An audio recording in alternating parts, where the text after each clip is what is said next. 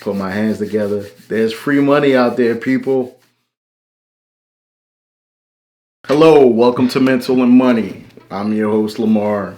I'm going to talk about money today. I'm going to dig a little deeper from the basics that I was talking about a little earlier in the previous video. I'm just going to dig deeper and talk more about the topics that we discussed, kind of how I do it, and then you can implement it any way you see fit. Topics I'm going to talk about today: spend less than you earn, track your spending, track your debt, know your credit rating. We're going to talk about free money. There's free money out there. How to pay yourself first. And then finally, I'm going to talk about being courageous. So with all of these topics, just think about being strong, being courageous. You can do this. You can tackle your money. You don't have to let your money control you. You can take the bull by the horns and take control of this. And I'm your biggest cheerleader. Because if I could do it, I believe anybody could do it. You can turn your financials around. You work every day. We work every day. So you want to have something that you can say, you know what? I have something in the bank account. I have something saved.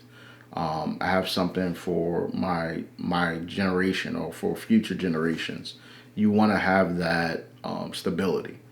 So I'm going to talk more about these topics, and if you have any questions, or please comment, and I'll comment back. I will help you as much as I can, but I'm going to give you my view as to how to handle your financials. Spend less than you earn. Sounds simple, but people don't do it. There's times that I overspend, but I want you to start tracking your spending, tracking your net pay. I talked about this a little bit in the previous video. So how do you spend less than you earn? It's simple. If you track down your net pay, what you receive for, let's say if you get paid every 2 weeks, let's track it on a monthly basis. So let's do 1 month.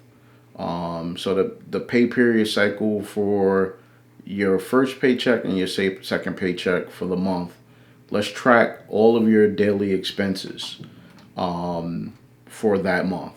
Let's track all of your net pay for that month. If you take your net pay minus your expenses, everything that you spent money on, if it's not a positive number and you have a negative number, then that means you overspent. You did not spend less than you earn.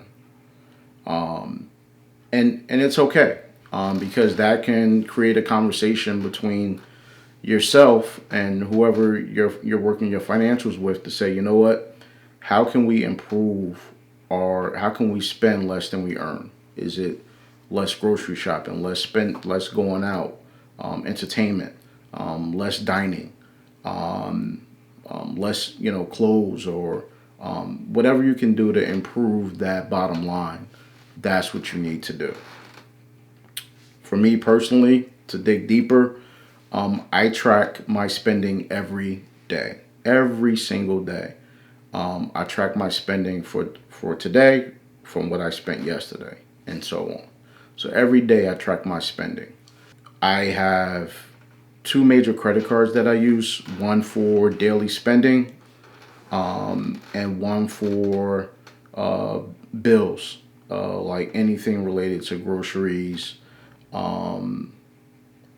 I kind of have a separate credit card for bills and a separate credit card for daily spending. So when I look at those credit cards, I track all of my spending on an Excel spreadsheet of everything that I spent for that day or for that month, and then written down.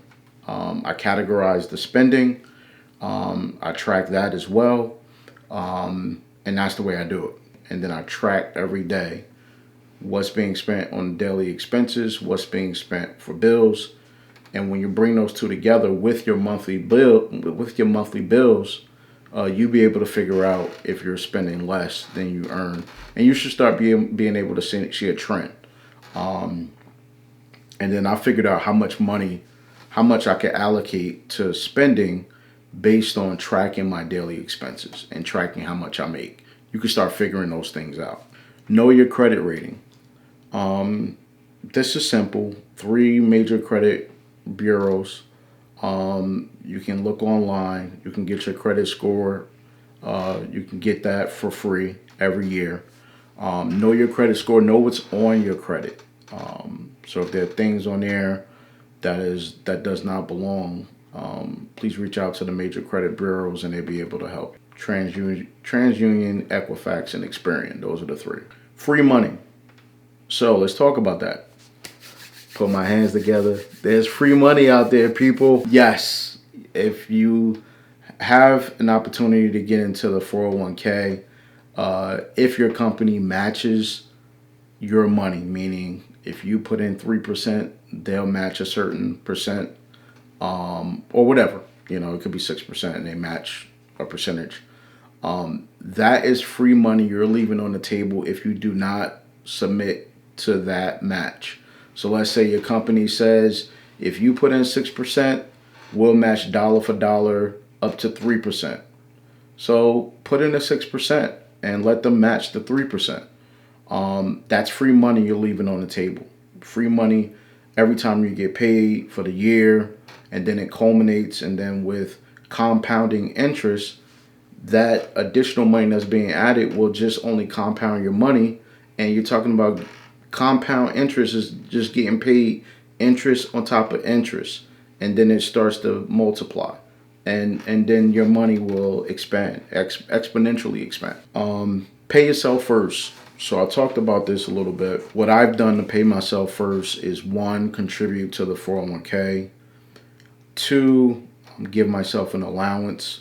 And what I've done was, to cut off lifestyle inflation, I think as of a year or two ago, I separated. I said, okay, as of this particular date for this, as of this amount, I'm going to separate, put this to bills, and then anything else above this amount, I'm going to pay myself first with that money. So I've been doing that for about 1 to 2 years now.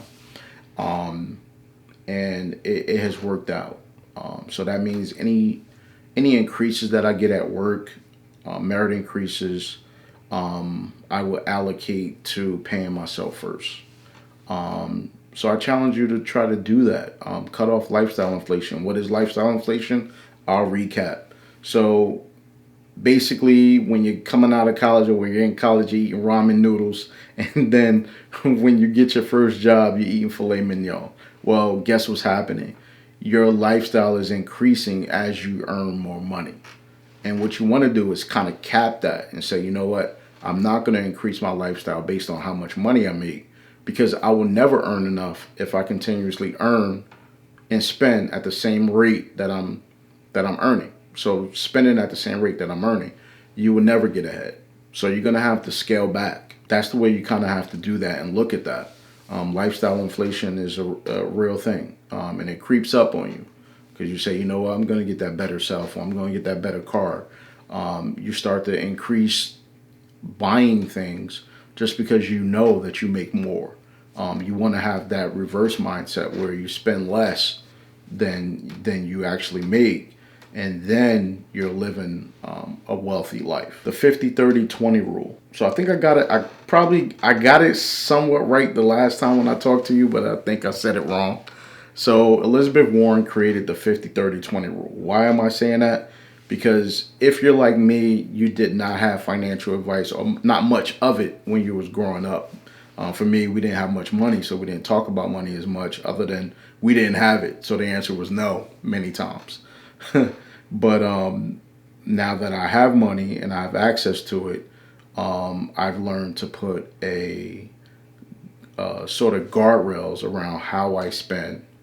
And the 50-30-20 rule is just that. It's a guardrail. It's a rule where you don't have to actually do the actual rule, but as long as you kind of create your own rule around it, you're creating some type of guardrail around your money. So 50-30-20 rule is Elizabeth Warren created with her daughter, Senator Elizabeth Warren, and 50% goes to spending. 30% of that money goes to wants, like if you want to go on vacation, if you want to do certain things, and then 20% goes to savings. Now, I think I told you based on how much I bring in, and and how much I actually save, meaning 401k, meaning that lifestyle inflation that I cut off, all of those things. It turns out to be I do 60% goes to spending, meaning paying the bills and all of those good things. 20% I wind up saving, 401k,